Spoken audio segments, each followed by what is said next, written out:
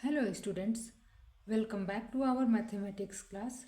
Today we will solve an important questions from applications of trigonometry which is very common in board exams. Question number 2.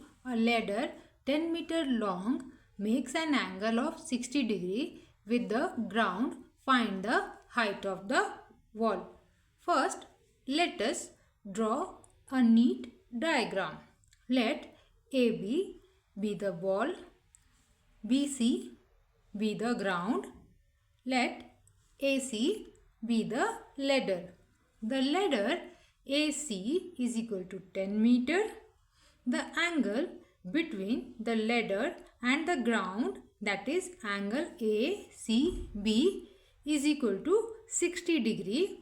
The wall AB is vertical and perpendicular to the ground. Let the height of the wall is equal to h meters. So we have formed a right angle triangle ABC, right angle at point B.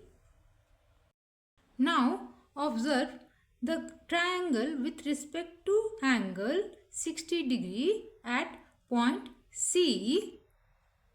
Opposite side to angle 60 degree is equal to AB. AB is equal to H. Hypotenuse AC. AC is equal to 10 meter. Since opposite and hypotenuse are involved, we use the sine function.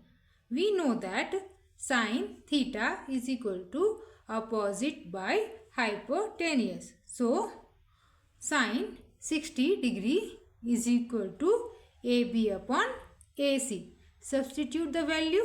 Therefore, sine 60 degree is equal to H upon 10. We know sine 60 degree is equal to square root 3 upon 2. So, square root 3 upon 2 is equal to H upon 10. Now, cross multiply.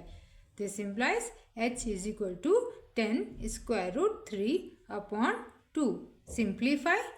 10 is divisible by 2. How many times? 5 times. Therefore, H is equal to 5 root 3.